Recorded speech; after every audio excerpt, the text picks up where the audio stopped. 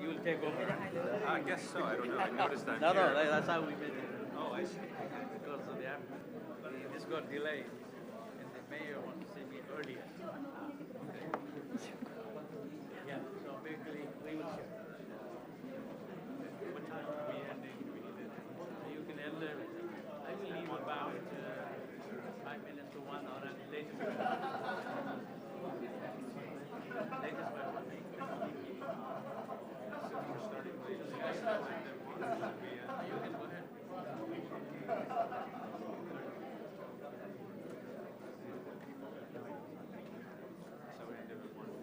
After this is 1 second.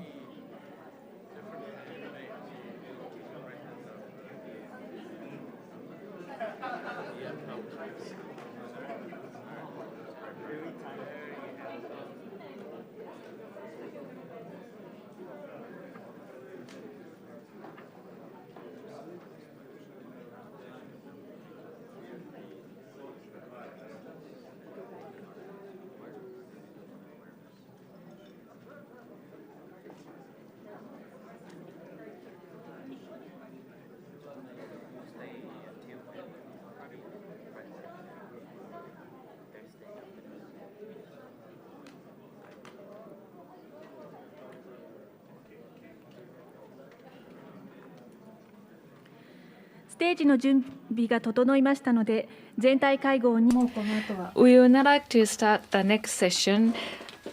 The next session is Plenary Session 2, Knowledge Sharing Networks Toward Realizing Low Carbon Societies. Please come back to your seat. We would like to start the session. I would like to announce the change of panelists or speakers. We were supposed to have Ms. Masami Taumura, Director of Climate Change Division of MOFA, but Ms. Motoko Nakayama is going to pitching in for her. The moderator for this session is Mr. Bindu Lohani, Vice President of Knowledge Management and Sustainable Development of ADB. Mr. Lohani, please. Thank you very much. Welcome to this session. This session, as you know, we're going to talk about knowledge-sharing networks towards realizing low-carbon societies. I have Ron Benioff, who will share the responsibility. At some point, I may have to leave early, and he will take over.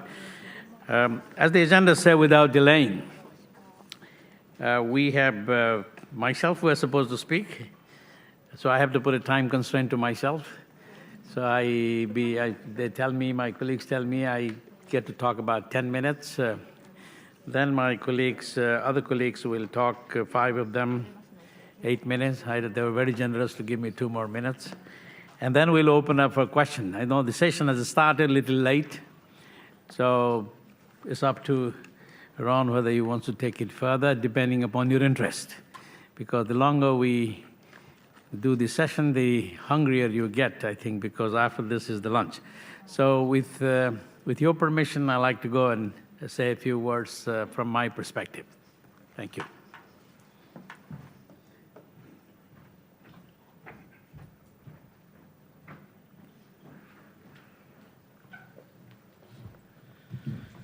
Thank you very much. First of all, I'd like to thank ISAP. It's become a very important knowledge-sharing event by itself. So hence, what we're talking is very, very relevant in this forum. I would like to say in the first session, they were talking about green growth, quite a bit of that. But we need to understand this in the context of Asia-Pacific region, both the growth, green growth. I do remember just before I walked out, because of the other appointment, Dr. Chung showed inclusive growth, green growth. And I think what I'm going to talk more is about knowledge-led growth. I think this is going to be the next part of my presentation. I thought I'll address a few questions. First, it's important to understand, as we move ahead, what Asia is going to look like. We always talk about 2050, what will happen to climate change. We also need to know what will happen in 2050. Dr. Hirono, I think you seem to agree with me, right? 2015, we did a study, so how would Asia look like by 2050? We saw the climate change scenario this morning. Asia is growing fast, and in the last 2-3 decades have been remarkable. But this growth has come at the cost of inequality. The difference between the rich and poor is widening in Asia, particularly in developing countries, and it has come at the cost of environmental degradation. There's no doubt about that. There are enough data to prove that, enough to show. In spite of that, interesting is Asia, although the global situation on economic situation globally doesn't look very good, Asia is still growing, and we are predicting for this year a growth of about 6.3%, 6.1%, maybe next year 6.4%. It is very high compared to what you see globally today. And in one Dr. Pachauri's chart, he said, if you want to take green growth and would consider mitigation, you just need to worry about 3% GDP for 1 year. So it's important. If Asia continues to grow and if our policy leaders take the right kind of policy, it's predicted that Asia can have 52% of the GDP by 2052, more than the rest of the world. And today, Asia has about 28%, and it'll be 52% in future. But it's not simple, it's not automatic. We have lots of challenges ahead. As was mentioned, the poverty and inequalities. I think Chairman Koda mentioned about the poverty issues when she was moderating. The intense competition for finite resources, whether we take the energy, water, commodities, etc., the global warming, which we saw this morning, and the urbanization. More than 50% of the Asians are living in the urban areas. 2/3 will be living by 2050. So, therefore, the Asia needs a new model, a model that addresses inclusive growth, green growth, and Asia needs to move into knowledge-led growth. And this is what I'm going to talk today about, the knowledge-led growth. Our study and our thinking shows that a knowledge economy can lift the remaining poor from poverty. We also have enough evidence, and now if you move to the knowledge economy, Asia would be able to provide a clean environment with plentiful natural resources for everyone in the region. Just as a comparison, when we look at the OECD countries, today the OECD GDP, more than 50% of that come from knowledge. It's not only from the factories, but from knowledge. And I don't want to discuss too much on that one today, but simply to say that the countries in our region are wanting to be in the knowledge economy. Otherwise, the countries which are growing now could be in the middle income trap. I mean, they will grow up to a point and remain flat. And our prediction is if the right policies and the right issues are not taken, Asia will fall in middle income trap and will have a GDP about only 32%. Today we are already 28, as I said. And that's not the kind of Asia we like to see. And one way to get out of that is to be in the knowledge economy. And I will not talk more than that on the knowledge economy. That's for some other time. But what does this mean to Asian Development Bank? And that's what I like to share with you. When we ask the countries today, we're a bank, Asian Development Bank. We lend money, concessional money, build various projects, green projects, solar projects, environmentally friendly projects, etc. But countries are asking that, we do have some money. We not only want your money, which is cheap, which is good, but in addition to that, what else? And one of the things they're asking is knowledge. Tell us more about how we can bring knowledge with our investments. So it's become a business requirement for the ADB to have good knowledge, knowledge sharing, and global best practices so that we can do investment which will be optimal to the country. It has become increasingly so in areas like climate change, renewables, because there are lots of resources available in these areas, and we need to be innovative each time. For example, today ADB does $2.3 billion worth of clean energy, green energy, renewables, everything you've seen here in the earlier session, a year. That's about 15 to 20%. Now, we do have huge monies coming, like some of you may know the CIF, the Clean Investment Fund, and we are hoping there will be a GCF, which will be $20, $30 billion, at least, per year. Given this money, do we have enough knowledge, enough innovation that we can bring it to use the money? I must confess today, the answer is no. We don't know enough how to invest that money in adaptation, how to invest in other green projects.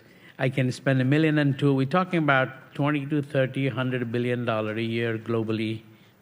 And this is where has required us to make a new agenda from the bank, which we call the Finance Plus Plus. And I have a document on that which has been distributed, Finance Plus Plus. We need to finance means our business, investments. The second plus is how to leverage this with the existing resources, particularly in our context today, is in the environmental and climate change area, clean area. And we have not been able to leverage enough, because I said even the money available hasn't been fully utilized. But the reason is the knowledge. Therefore, the knowledge would drive our investment, knowledge will drive our investment. The second plus is the knowledge. So our agenda is Finance Plus Plus. And as I said, specifically in this area of low carbon growth, low carbon investment, what we know. What we know how to scale it up, sometimes not easy at the country level because of lack of right policies, right institutions. And what we want to know, the kind of knowledge that we have is not there. And the countries are saying to us is that many of these knowledge products, means publications, what they say to us, this is their version, is they have become very much like supply-driven. I like to write a report on how to be green growth, so I produce one and send it that the world should be interested on this, the countries should be. And the countries are telling us that, please don't produce too many supply side. We'll tell you what kind of knowledge products that we're looking for. So this has made us to be a little bit different on how to be focused on the demand side. So a few things from that I will mention. One, the importance of knowledge network. No questions. I think all the gentlemen and ladies are going to talk about various kind of. But one point I like to make is the knowledge network that we knew in the past, and we know, to us, today's concept of a knowledge network is not just a mode of disseminating and sharing information, not getting together, share information alone. It's a vehicle for sharing and supporting the application and use of the best practice. And to us, like Development Bank, unless we can use some of this, these knowledge are not going to help to mobilize our resources.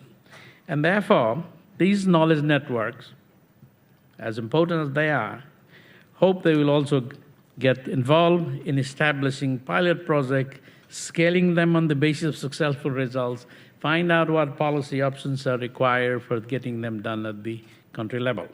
I do know there are many such networks established, like the IPAN, the City Development Initiative, Asia Clean Energy Forum, etc., and we'll hear many from my colleagues, but they're important.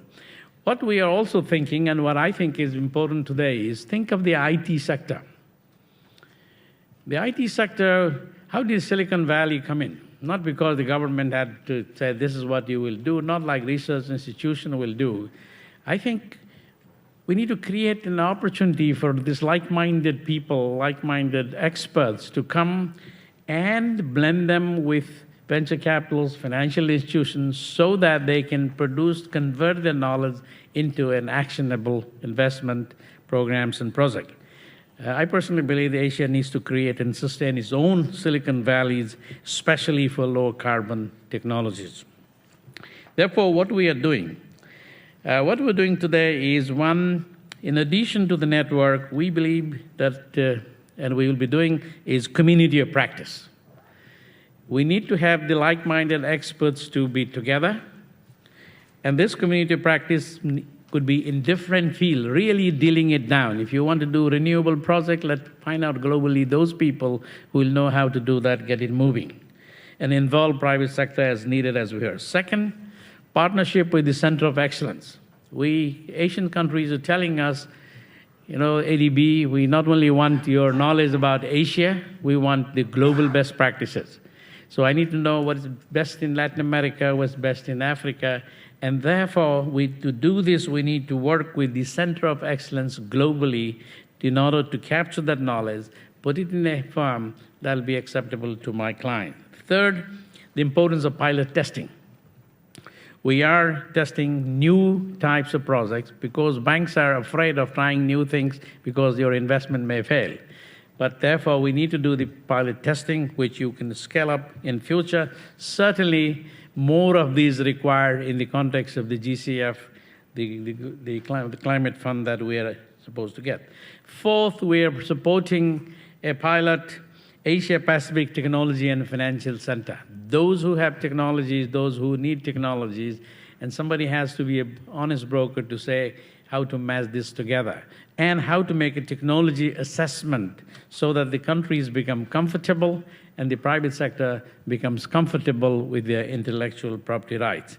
And finally, in today's ICT world, we're trying to build a very strong knowledge platform so that the ICT-based knowledge platform that the global community would be able to share and use that so that we don't have duplications, and where it is duplications, we can test them whether both of them have the right kind of knowledge.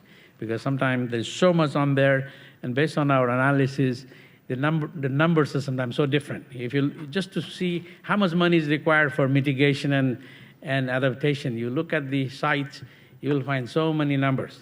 And finance minister guy tell me, what's the number? They're used to having only one number, not multiple. I think our community has produced so many. I think we need to have those kind of understanding. And in view of the time, I will not say much except to say that, therefore, in order to promote this in the Asia and the Pacific region and work with all of you, we have established a knowledge sharing and support center. And this center is available to work with everybody who would like to share knowledge. Thank you very much.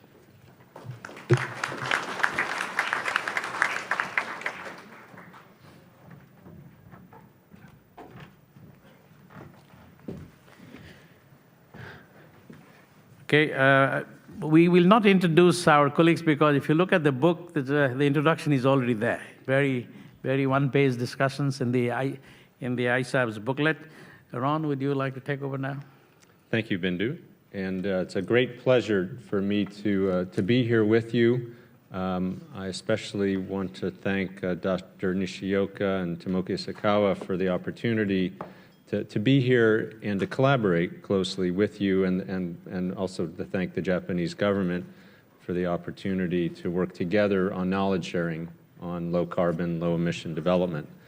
I'm going to speak about a unique partnership, the Low Emission Development Global Partnership, and encourage you, if you're not already, to join. I'll talk about the different activities we have, and then at the end I will share some ideas for opportunities to enhance coordination across the various networks we're all engaged in on knowledge sharing and capacity building.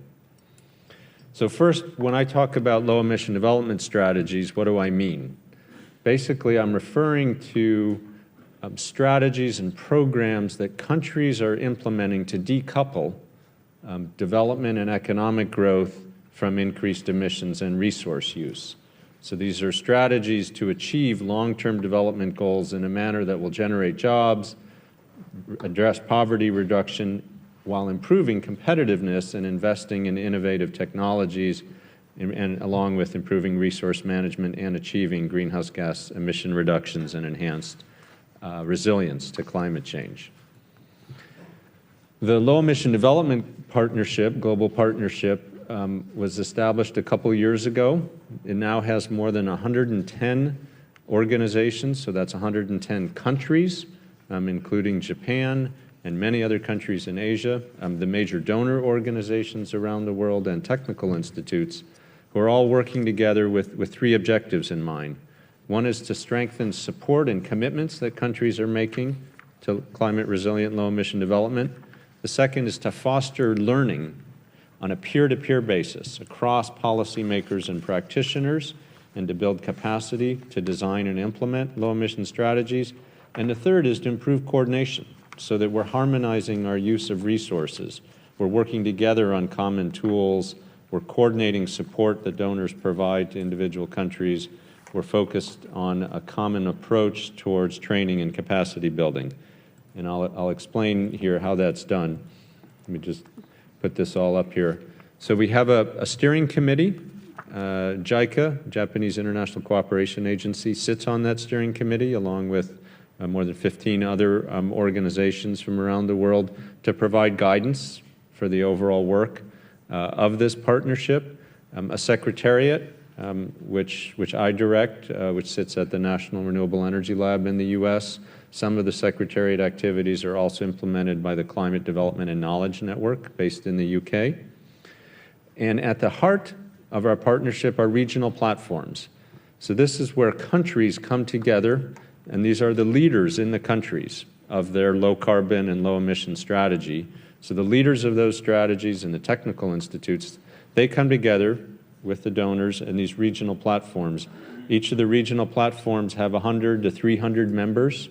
They have annual meetings, they have various workshops, they have online forums, training.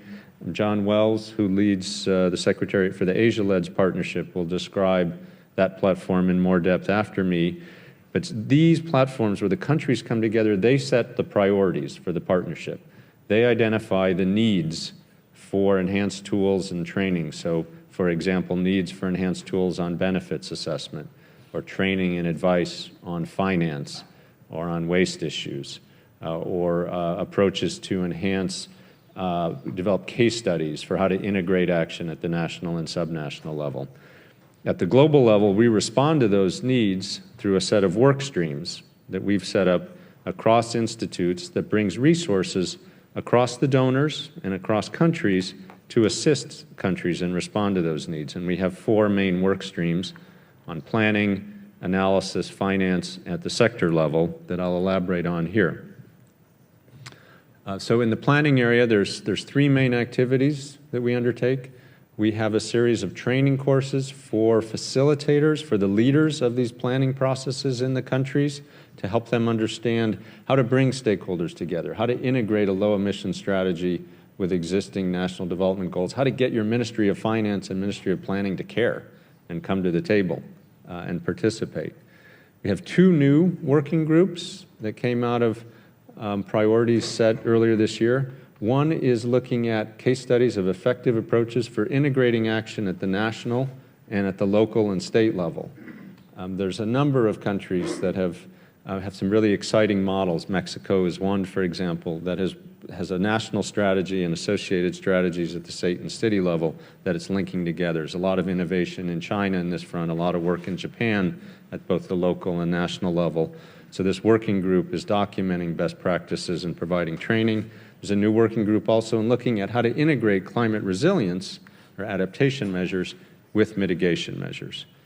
On the analysis side, we have a group that's working at enhanced tools for development and impact assessment and working with IGES, Eric Zussman and others on benefits assessment tools. Very glad to have others join with this and all these working groups, working with the World Bank platform on climate smart planning, which is an online platform to access tools. There's a green growth best practice initiative that IGES and many others here are also involved in that has 73 authors around the world who are documenting actual experiences with green growth analysis, planning, and implementation and best practices. And we'll have a report released at the COP presenting results, and we'll have an event on that Thursday here at 11, so please join if you're interested. And we're very keen to share the results of experiences. And a new advisory service. So this is a free advisory service. So if you're working at a national or local level on a green growth or low emission plan and would like advice on analysis, methods, and tools, we have a team of international experts available to provide advice remotely. We can't fly people around, so please let me know if you're interested in this service or if you want to be an expert to participate. And by the way, we have similar advisory services available, also free with international experts on energy, on waste, on transport, and on finance issues. So please let me know if that's of interest, either to be an expert or to receive assistance. So on finance, as I just noted, we have this expert assistance and matchmaking function to help countries think about how to use government budget authority, how to set policies to attract investment. Whoops, that got ahead of me. That's all right. And how to provide capacity building, how to attract donor assistance. On finance, we also do training. And then I was going to mention at the sector level, we have sector teams working on energy, waste, transport, and a new sector team piloted in Asia on agriculture, land use, and forestry. Just this jumped 2 slides ahead. Let's see, how do I go back? Is this it?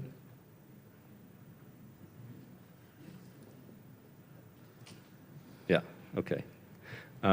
Just wanted to highlight our performance targets. Since we're very committed on achieving concrete outcomes, and wanted to give you a sense of what that is and where we stand. So by 2014, we want to assist 30 governments in advancing LED's implementation. So for example, we're assisting a number of countries on financing strategies, Chile, Colombia, Kenya, Mauritius, Peru, and others. Please let me know if you're at a national or subnational level, if you're interested in similar support or collaboration. It's a number of countries we're working with on benefits assessment, how to evaluate the jobs or social benefits of low-emission development. We also have a goal in terms of capacity building, and we do a very broad portfolio of workshops at a regional, country level, online training through webinars and training activities. So interested, please let us know if you want to join or if you have ideas for training that we can conduct. Another goal is to improve international assistance programs on LEDs. And we have over 25 of the major donors engaged. We're planning actually a meeting with the European Commission on donor coordination this November across the major donors to bring the organizations together to better enhance coordination of support to countries. And then we also try and reach out to those who aren't converted. So we're not just preaching to the choir, but to bring new stakeholders into the process who will recognize the benefits of making a transition to a low-carbon development pathway.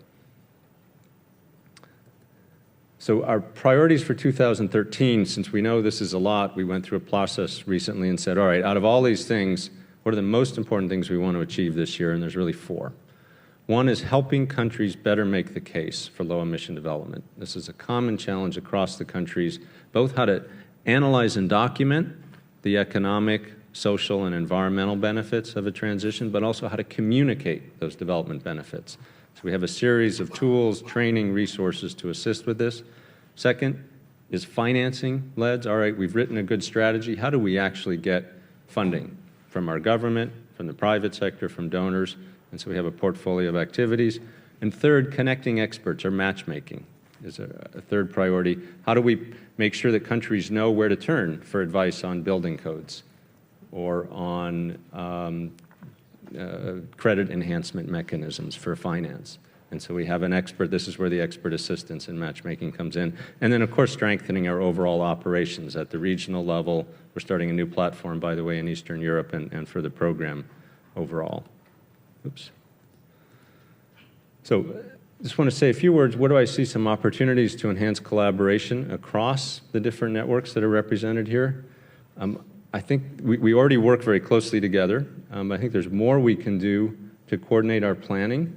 We could do a better job, I think, of sharing and working together on defining needs and really learning about what the demand is at the country level. We go through a process through our regional platforms of defining needs. We'd love to link up our process for defining needs with the LCSR net and with the other organizations that are represented here.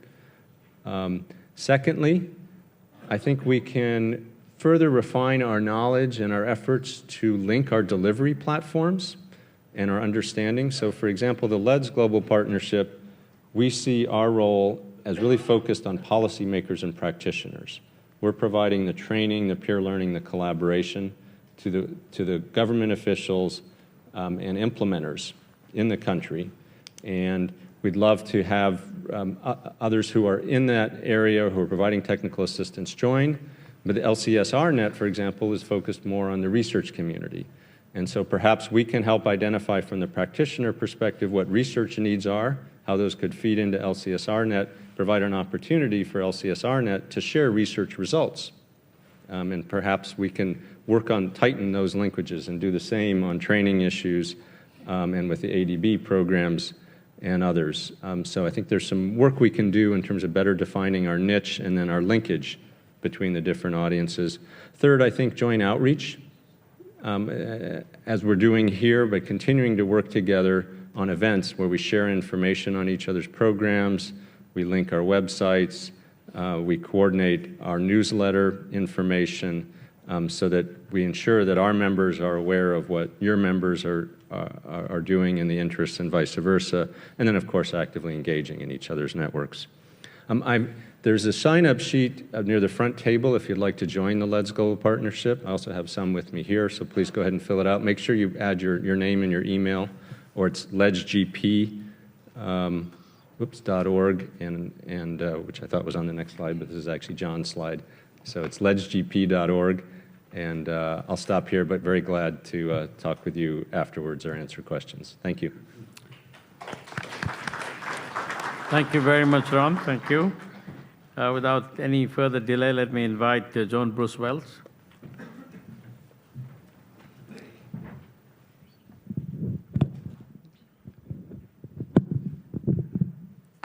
Thank you. I'm very pleased to be here today, and I feel as if I am continuing a tradition of my family. And let me tell you a little bit about what I mean by that. From 1976 until 1979, my wife-to-be and her father worked at the U.S. Embassy in Tokyo on regional knowledge sharing on arts and culture. My father-in-law, Gene Schaefer, was the cultural affairs attaché and worked here in Japan and throughout other Asian countries. So I feel in a way that I am proud to be continuing the work of my family, working in Japan and working in the region on an issue of great importance. I would like to continue this presentation on the LEDS Global Partnership to discuss how it operates within the Asian region, and that is through the Asia-LEDS Partnership, which, as Ron Benioff mentioned, is the regional platform of the LEDS Global Partnership. The Asia-LEDS Partnership was launched about a year and a half ago at the Asia-LEDS Forum, which we convened in Bangkok, and in which about 170 individuals from throughout Asia and the Pacific gathered to discuss how to come together to share knowledge on LEDS and green growth. Today, we have a balanced membership that includes Asian government officials, multilateral agencies, donors, international non-governmental organizations, and think tanks. We have a formal governing structure that includes two co-chairs. We have Dr. Dadi Sukadri of the Indonesian National Council on Climate Change as a chair, and we have Orestes Anastasia of the U.S. Agency for International Development office in Bangkok as our other co-chair. We have a steering committee which maintains a balance of participation of individuals who are from governments within Asia and also from international development organizations and non-governmental organizations. And my program, the USAID Low Emissions Asian Development Program, or the LEAD program, serves as the secretariat. The objectives and priorities of the Asia-LEDS Partnership are really based around regional knowledge sharing. There's been much discussion of global knowledge sharing, we focus on sharing within the region. And this includes information exchange and coordination and day-to-day collaboration among the country's donors and other partners working on leads and green growth in the region. And we are focused more at an applied level, where we're talking about tools and models, approaches, and best practices. So for example, by a tool, an example is a model called the Long Range Energy Alternatives Planning System. That's abbreviated as the LEAP model, and it's a tool that many countries use to model their energy supply and demand patterns. And our program helps provide training on that tool. We provide capacity building of practitioners, and we're focused on building awareness, support, and leadership for LEDs within Asia.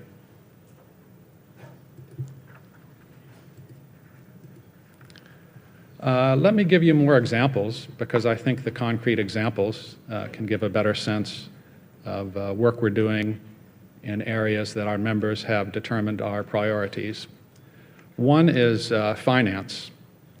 In April, we co-hosted an event with the Asian Development Bank in Manila called the Asia Climate Finance Forum. And that brought together about 150 individuals to discuss principles and practices of climate finance. Some upcoming events that we are conducting as follow-on activities are to hold sub-regional workshops that will be more focused on specifics. So one is next month in Delhi, and we are co-hosting that with the Asia Pacific Adaptation Network that IJS leads. And that will assemble about 40 individuals from South Asian countries to discuss sources of finance and how to secure them. We will then hold a similar event in Hanoi sometime in late 2013 or early 2014 that will also be very applied. Here we will work mostly with ASEAN countries, and they will identify 3 or 4 specific sources of funding. We will invite the key officials from those sources and have sessions which are quite applied, in which countries determine how do we actually successfully follow the procedures to secure this funding. We're also working with some other organizations which have databases on funding, and we're providing some work that we have commissioned to supplement the information on funding available in Asia. We also have been working with the LEDS Global Partnership on helping with its finance advisory network. Some more examples of coordination and knowledge sharing. We recently participated in the Delhi Sustainable Development Summit, of which Dr. Pachauri was the keynote. And our approach there was that we sponsored presentations by 4 Asian countries. We had Bangladesh, Nepal, Vietnam, and Thailand. And each country, with our support, developed videos and other visual presentations about what their country is doing in LEDs. And we helped them go through a rotation in which 30 or 40 individuals at a time learned what their neighboring countries were doing. So this is quite emblematic of the type of model we use, which is for promotion of learning within the region. So for example, so that Indonesia and the Philippines can learn how they address common challenges faced by their unique geography and similar governance issues. Another example, we're developing an online Asia LEDS knowledge portal, which will be a source of convenient information on LEDs and green growth. And we are convening our 2nd annual Asia LEDS Forum. This will be held in Manila, September 30th, and then October 1st, 2nd, and 3rd. As a key event, I think it will be about the same number of participants as we have here to discuss LEDs and green growth. I mentioned one example on analytical tools and technical training. That was on the LEAP model. Another example is that we have been cooperating with ISAP and the Asian Co-Benefits Partnership to develop an annotated catalog of the models and tools available so that countries can assess the co-benefits of green growth. This looks at models that address issues such as health benefits, social benefits, environmental benefits, and economic benefits of activities that also reduce greenhouse gas emissions.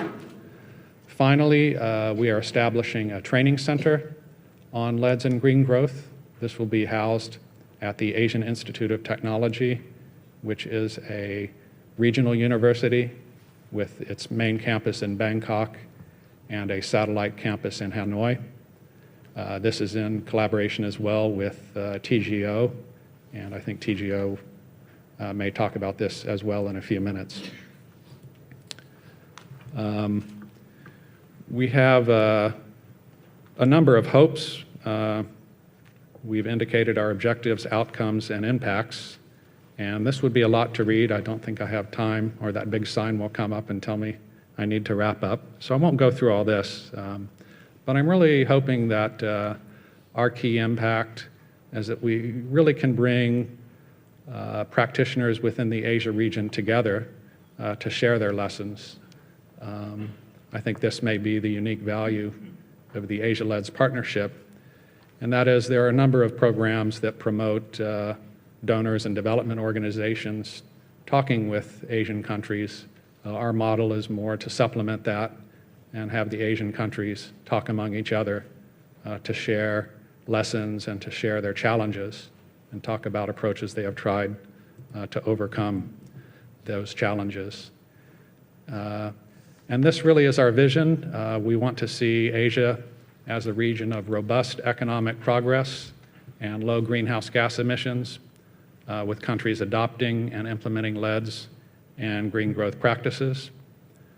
Here is the URL, and we hope that you all may consider joining.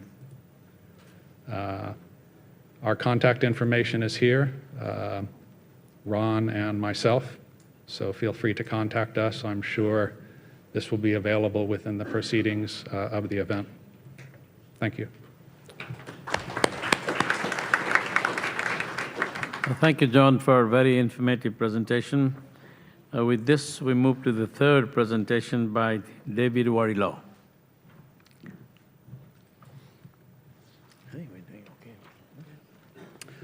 Thank you, Chair. Good morning, ladies and gentlemen. I'm just going to describe very briefly to you two information research tools and programs which are transferable and potentially usable in your own work. And I've only got a short time, so I can't go through all the details, but I'll give you a flavor of what they include. So one talks about the global challenge and how you analyze that, the other about practical mitigation options within countries. We already heard Dr. Pachauri speak about Article 2 this morning. This program called AVOID, which is short for Avoiding Dangerous Climate Change, ran for 5 years in the UK and addressed three critical questions. Firstly, what levels of climate change are potentially dangerous? What emissions pathways will avoid dangerous climate change? And what is the technical and economic feasibility of such pathways? And within that, there are a huge number of subsidiary questions which the programme sought to answer. It was worth about £2.5 million over 5 years, and it engaged a number of key institutes in the UK, but also attracted a number of other institutes. And in the end, there was about 120 researchers involved in it, not all funded from the core budget, but also bringing their own resources, and leading to 26 peer-reviewed papers. And there's still more work being carried out and being published and submitted at the present time. Just draw attention to some of the conclusions that came out of that. Some of these are not terribly surprising for those of you who are following climate change, but it points out that if we go on as we are, the impact on people, infrastructures and natural systems in a future with continuing high levels of greenhouse gas emissions is likely to be very large. And mitigation can reduce a sizable fraction of these impacts and also give time to adapt. And I think these are two very important factors to take into account. Now, the Climate Convention has agreed to limit warming to 2 degrees. And what we have looked at is the pathways to achieve that. And it's clear that it is just about possible, but even then it may require some sort of emission uptake in the second part of this century to achieve a 2-degree limit. But what's also clear is that it will be extremely challenging from a technological, economic and political perspective. Nevertheless, at the national level, there are credible low-carbon transition pathways that can be constructed that will achieve this goal. Now, we're now embarking on a second phase of the AVOID programme, and we're going to be looking much more at global rates of decarbonisation, the feasibility of negative emission technology, the role of bioenergy and its impact on land use change and forestry, and also the linkage between energy, water and food. And although it's designed initially as a UK programme, we'd be very keen for others who wish to join in working on this to contact us and to take up possible collaborations with the researchers who eventually will take this on. The programme is yet to be tendered, so we're still at the early phase, but we hope it will be up and running by the autumn. So that's one key programme that looks at the big picture. Now, we come to a very different perspective here. We faced each country of choosing a portfolio of measures which will actually lead to the low-carbon society, will lead to a sustainable pathway and will be consistent with achieving a 2-degree goal. And within the UK, we developed, within the Department of Energy and Climate Change, a calculator. We call it the 2050 calculator because its time horizon is to 2050, when the UK has a target of an 80% reduction on 1990 levels of emissions.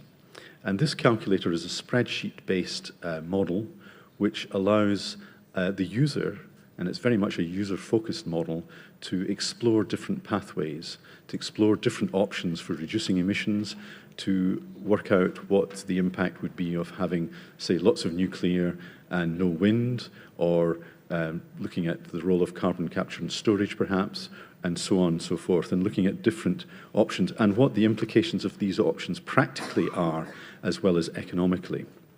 Now, this calculator, which I'll describe in a moment, has turned out to be very popular with other countries as well, and we have been talking to a number of other countries about developing the calculator for use within their own countries, and there is a team now in Japan who's developing a Japanese version of the calculator through IGES and NIES, and some of these people are here today, and I'm sure they'd be happy to talk to you about that. It's a very important tool for reaching out to stakeholders, reaching out to the public, reaching out to industry, also advising policymakers on what the options are. And I'll say a little bit more about that after I've described the model. So what is the model? It covers all energy and greenhouse gas emissions. And the options that it uses are calculated in an easy-to-use and open access model. So anybody can use it. It's available on the web. And it helps you to understand what can happen on the ground from an engineering and land use perspective, and to understand trade-offs, impacts, and the scales of change in a holistic way. The model has 3 different versions. There's a very straightforward educational version which can be used by members of the public in schools and so on. There's a web tool which is perhaps for the more technically literate, and then there's an Excel spreadsheet version which is for those who really want to delve into understanding the different answers that it generates. How did it impact on the UK's policy?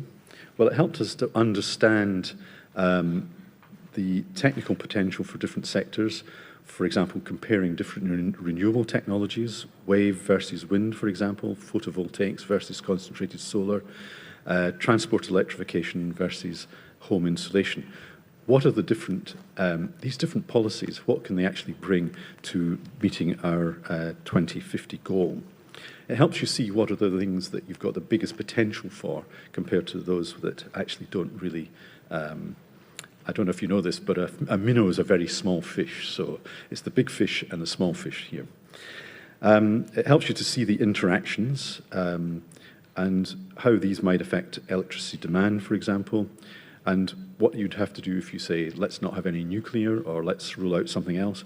What else would you have to do to make up for that?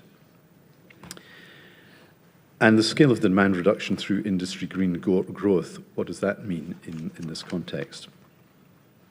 Obviously, work on bioenergy is important. And the net result of this is, because it was open access, we actually had a public debate, and we invited people to participate, to present their own models, to say, well, if I ruled Britain, this is how I would do. I would create a low-carbon future. And actually, it helped see where people felt comfortable about the options that were being presented, and it helped form the basis for our low-carbon transition plan. Let me just, time is going.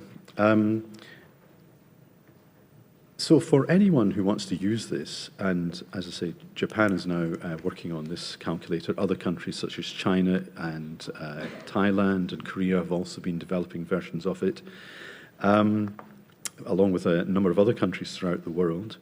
It helps you to analyze problems, look at the options, and the offer is there to have an open access software which we can collaborate on and actually help us have an open debate on how we move forward.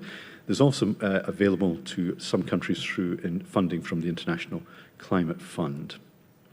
So my time is gone, but these are two major programs which we would welcome engagement with. Avoid is about the global picture and the global options, and the 2050 calculator is about practical ways of reducing emissions within your own country. Thank you very much.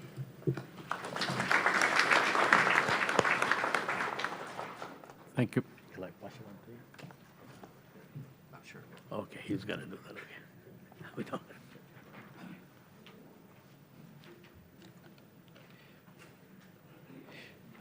Thank you, Mr. Chairman, and good afternoon, everyone. First of all, I would like to thank you, ISAP and LCS-RNet, particularly Professor Nishioka, to invite me here.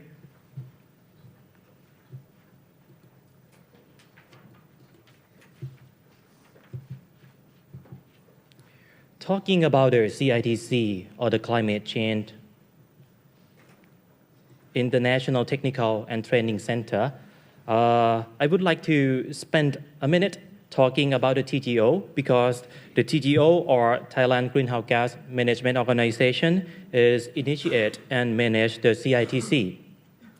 TGO is founded in year 2007 as a public organization under the Ministry of Natural Resources and Environment. It is the DNA of the CDM, and also the Co-Secretariat Office for the National Committee on the Climate Change, or NCCC, which is chaired by the Prime Minister of Thailand. TGO is a technical supporting agency for climate change mitigation. We focus on mitigation. And one of its roles is to enhance the capacity building of the government and the private sector on the greenhouse gas management. In doing so, TGO have a program called the GMAP, or GHG Management Program, with a goal for the target group to properly apply the knowledge to their workplace, which driven to a low-carbon society development. And also the target groups have climate-friendly mind and change their behavior to low-carbon lifestyle. And there are two objectives for this. The first one is to enhance capacity for the target groups on both TGO, GHG mitigation, and also international schemes, and other related issues and corresponsive with their capacity needs and global context. And another objective is to create a positive attitude on climate-friendly actions and raise awareness on GHG mitigation to the public through various communication channels. For example, like we have our own TGO climate change channel, which is broadcast on YouTube. With that, I would like to give you some example of the provide training topics, which like GHG management, NAMAS and MRV, CDM, CDM-POA, CME for the CDM-POA, GHG protocol, ISO 14064, and carbon footprint, GHG inventory audit, and also the cost for training for the DOE. With that 4 years of the training, from 2009 to 2012, we have approximately 3,000 trainees. And with that GMAP capacity building, we also, with a cooperation between the Thai government and Japanese government, we have the JICA Phase 1, which starting from January 2010 to January 2012 for the 2-year projects on the capacity development and institutional strengthening for GHG mitigation in Thailand. With that 2 years, intensive 61 training classes. As a consequence, TGO got a 10 TGO trainer in 6 topics: CDM, carbon trading, UNFCCC structure and negotiations, GHG mitigation, carbon footprint, and GHG inventory. So with that idea, we discussed with JICA and also in the government level that this knowledge is very useful and we should share this knowledge among the ASEAN. So TGO is decided to move forward from national project and focus on early mitigations to the establishment of the Climate Change International Technical and Training Center, or CITC, which focus on both mitigation and adaptation, and not only in Thailand, but in ASEAN countries and also developing countries. This is a picture from the last year. In August, we have our signing ceremony of the minute of meeting, and later on in December, we have the signing of record of discussion between the JICA and TGO. What is the justification and background of the CITC? As you can see that from the global perspective down to the national perspective, that from the UNFCCC, they state that to stabilize greenhouse gas concentration in the atmosphere at a level that would prevent dangerous anthropogenic interference with the climate system. And of course, in the ASEAN community, as you may know that the ASEAN community is going to be a truly ASEAN community in year 2015, and is focused on work toward achieving sustainable development and promoting the clean, green environment for ASEAN region. And down to the national level, on the National Economic and Social Development Plan, they highlight on the paradigm shift to the green and low carbon society, capacity building on the adaptation to reduce vulnerabilities to climate change impact, develop the database and registry system for GHG emission, establish the carbon fund, develop the Thailand NRV system, promote the carbon label and carbon footprint, and down into the Prime Minister policy and to promote mitigation measures in manufacturing, transportation, residential sectors, and increase the use of the renewable energies in our sector. And down to the Ministry of Natural Resources and Environment level, the ultimate goal is to move Thailand to become the low carbon society by the year 2050. So with that, TGO has proposed the CITC project to the Thai government, and the project has been approved. And in the ministerial level, this CITC project has been selected as a ministry flagship project. So the overview of CITC with the collaboration between the Thai government and Japanese government through the TGO and JICA, the objective is to enhance the capacity of stakeholders to move toward low carbon society. And the target groups are mitigation and adaptation related government agency, academic institutions, private company, and general public, with the vision to be a technical and training center and networking platform for Thailand and ASEAN countries and also other developing countries to address the climate change with 3 missions. The first one is to provide capacity development in the field of climate change mitigation and adaptation. Second one, facilitate and promote the climate change and networking platform, and develop the knowledge hub and information dissemination center. This is our CITC structure. Because the CITC is under the TGO, so the big picture is we have the TGO board of directors, and we have the CITC subcommittee, CITC director, and our capacity building and outreach office as a secretariat. On your left-hand side, you will see that supporting organization for our CITC activity in Thailand. We will be working closely with government agencies and also academic sector. Like in here, we have SIIT and JGC join us. And in the Thailand context, we also work with JICA representative on IJAS, from IJAS, NIES, OECC. And also we working closely with USAID and the World Bank. And outside the Thailand, we are looking forward to work more closely with the LCS RNet and LOCANet and the focal point of the climate change in ASEAN country. Since my time is wrapping up, so I would like to jump to the end of my PowerPoint, this the CICC curriculum in the next 5 years. But for the first 3 years, we will focus on the low carbon society and GHG inventory. This is not just come from only the TGO or only a small group, but in the year 2011, we have done a training need assessment workshop for ASEAN participants, and it's come up with this curriculum development. And this idea has also endorsed by the ASEAN Working Group on the Climate Change, or AWGCC, in 2012 in Brunei, that they acknowledge the establishment of the CITC project. And also, ASEAN Secretariat is volunteered to be a facilitator in getting information on the training need assessment to fulfill the low carbon society mission of the CITC. So with that, I would like to end my presentation here. Thank you very much.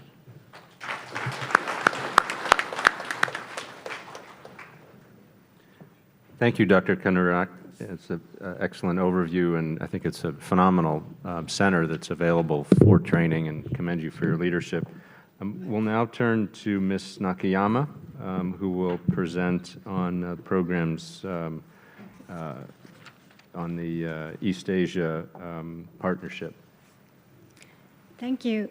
Good morning. My name is Motoko Nakayama from Ministry of Foreign Affairs. Mr. Tamla, my boss, was supposed to speak this morning, but he called me this morning and said he had strained his back and could hardly move. So here I am. I'm going to speak on his behalf. Apologies for the last-minute change. And as a pinch hitter, please allow me to speak in Japanese from now on. Today, I am pleased to be able to make a presentation on East Asia Low Carbon Growth Partnership, and allow me to introduce to you the efforts undertaken by Japan. I'm sure many of you may have seen this slide so many times, but in April last year, we had the East Asia Low Carbon Growth Partnership dialogue in the inaugural meeting. We had agreed that we would have regional cooperation to be promoted. East Asia, as you know, is the center of growth for the world, and it is also the region where we have the greatest emissions of the GHG gases. 63% of the global emission actually is emitted in Asia.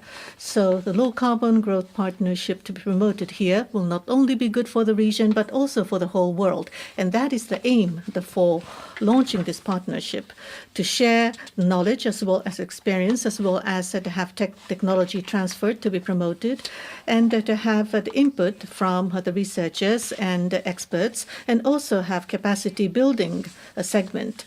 So we believe that this would supplement and augment the United Nations activities. At the inaugural meeting last year, it was agreed that we will have 3 pillars of activities. For Pillar 1, cooperation for formulation and implementation of low-carbon growth strategy. Second pillar is utilization of market and technologies. The third pillar is enhancement of networks. In May this year, the second East Asia Low-Carbon Growth Partnership Dialogue was held. And this time, the second pillar, technologies, was the focus of attention. And as was last year, this year as well, we had the ministerial level and leaders from 18 countries have gathered, and Japan and Cambodia were the co-hosts, and 18 countries of the East Asia Summit members and 8 observer organizations attended the meeting. And as an outcome of the dialogue, utilization of market technologies, the 3 things that were shared as important. Firstly, strengthening collaboration and cooperation between central and local governments and private sector, especially to have a partnership and coordination with the private sector holding the key technologies. And secondly, we need to have a transfer and spread of appropriate technologies in the EAS to actually realize the low carbon, the growth. And we need to have appropriate technologies at the high level to be disseminated widely.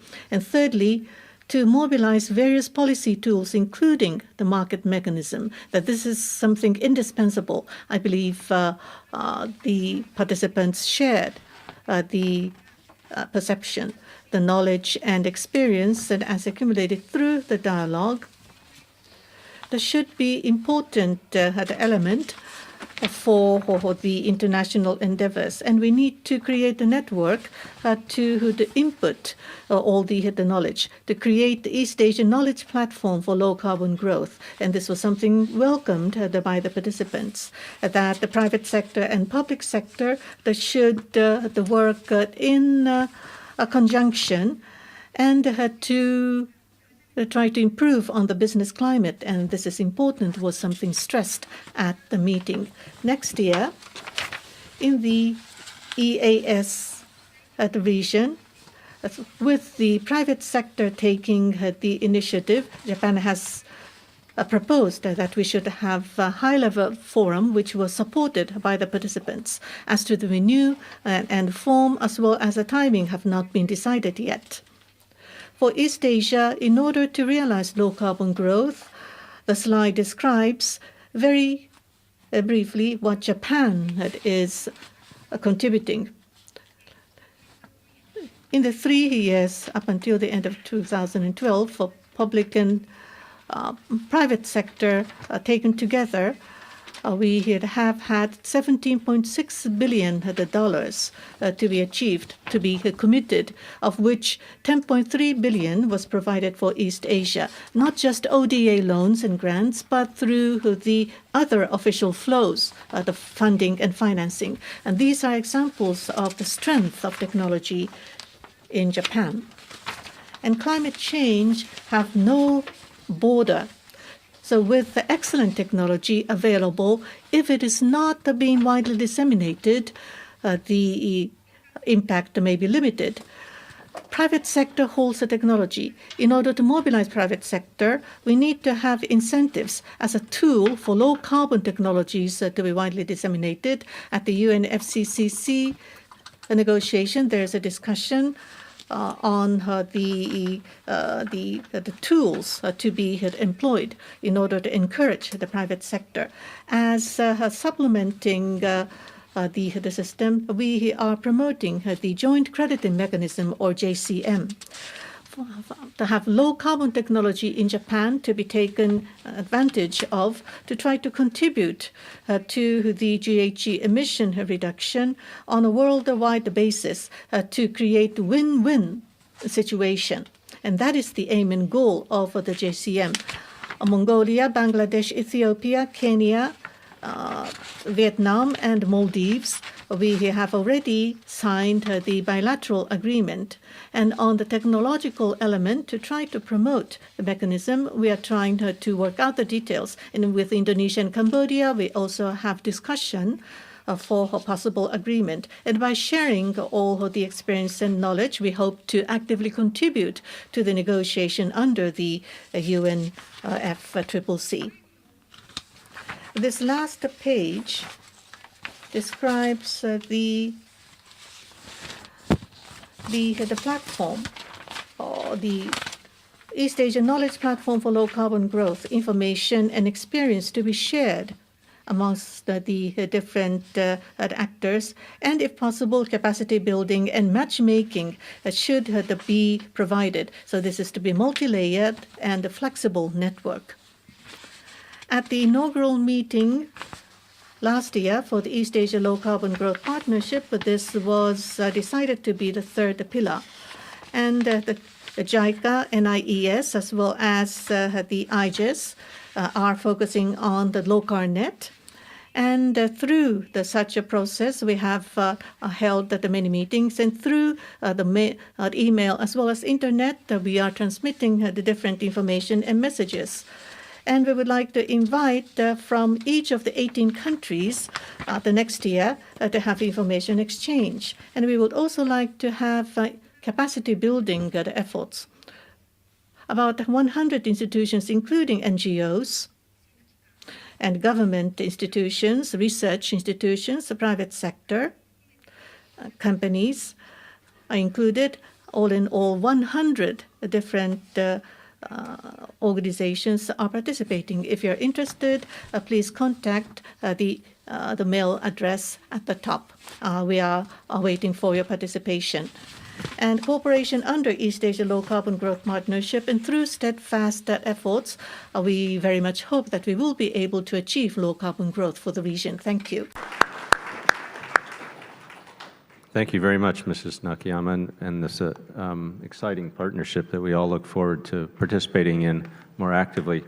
We have about 6 minutes or so. We'll go to 1:15. If there's any questions or comments, and I wanted to note there's two particular discussion questions that the organizers have highlighted. We'd welcome your feedback on. One is, what steps can we as various networks and organizations take to better organize and communicate available knowledge and tools and data that'll help you? And secondly, how can we enhance collaboration across these different partnerships and networks that will provide high value to you and facilitate your access to peer learning and information? So feel free to comment on those questions, or if you have questions you'd like to pose to the speakers. We'll start over here, please.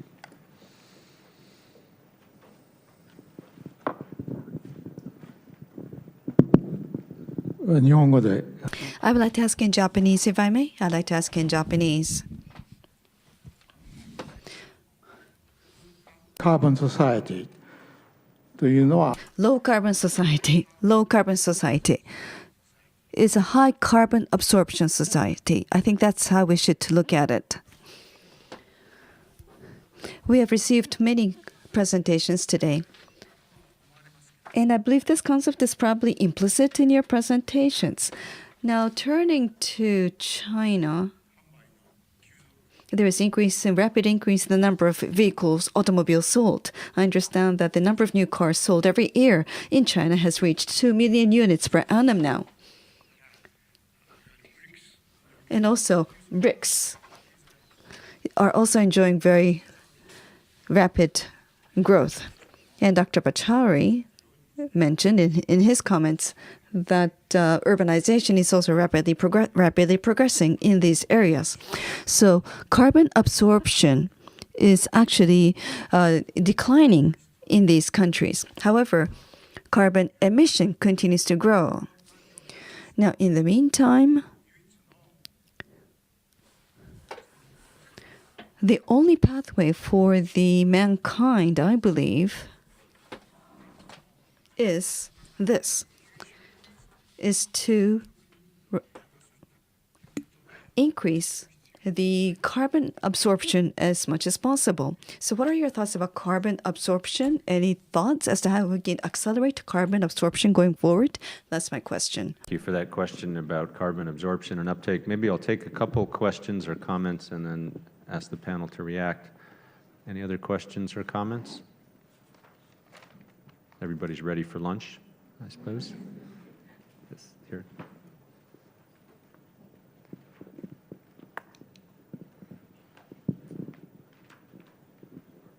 In relation to the previous question, I'd like to raise the rather concrete question: whether or not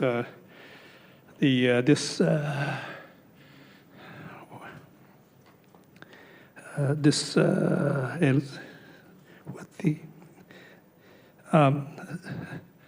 network target of this network include the red plus. Because as Dr. Pachauri said, the 20% of the CO2 relate to the reduction or emission of the 20% of CO2 relate to the forest. So in that sense, if you aim at the low carbon, you need to, your target should include the red plus. So in that sense, I got some impression from Mr.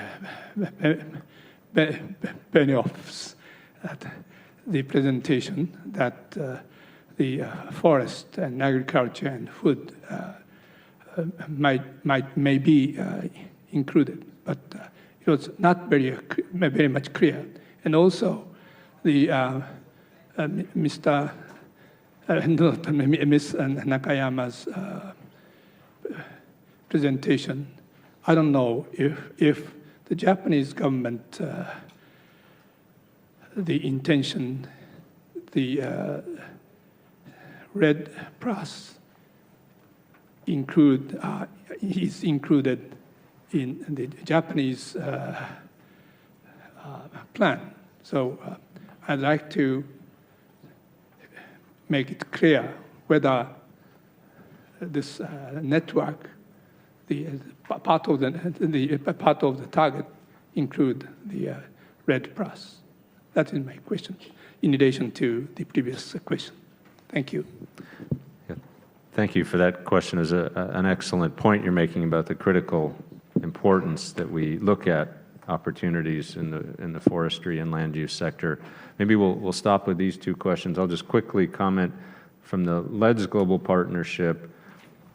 We are very much looking at opportunities to enhance uptake and to reduce emissions from forestry, from agriculture, from land use, and looking at RED Plus type strategies and promoting peer learning on that topic, and trying to link with many other initiatives active.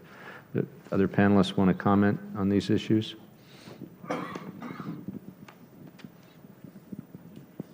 It's okay.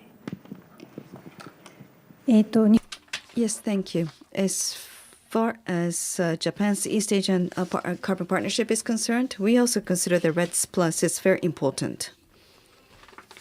In particular, we have no intentions of excluding such initiatives. Everything should be part of this network.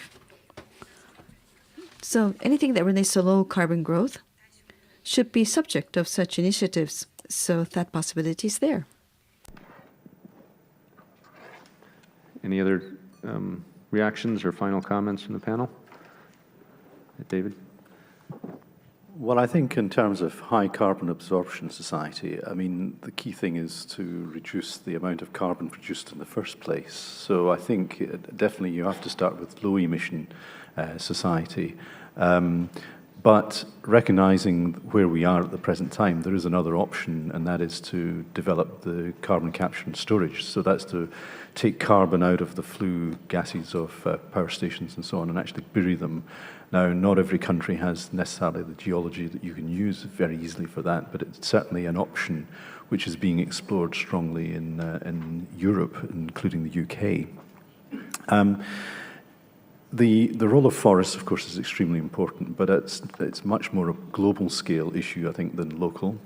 And finally, on the longer term, people have started thinking about, well, can we take carbon out of the atmosphere technologically and bury it at some point. But I think the technologies for that are some way off and probably could be quite expensive. So the best thing ultimately is to not put it there in the first place. Thank you. Great. Well, please join me in thanking the panelists for an outstanding set of presentations. Mr. Benioff, Mr. Belov, Mr. Kanarak, and Ms. Nakamoto, thank you very much.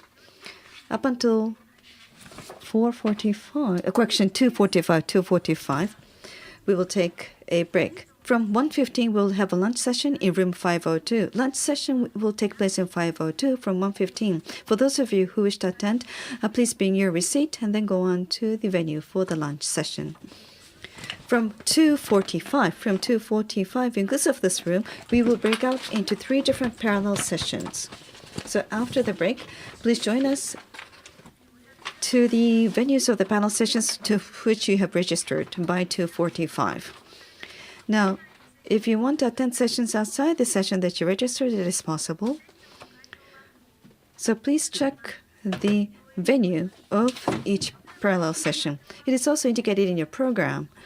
So please refer to the program for the venue for each parallel session. Now, in this room 503, from 2:45, we'll be holding parallel session 1, Green Economy and then Economic Integration in the Asia-Pacific region. This will be from 2:45 in this room. The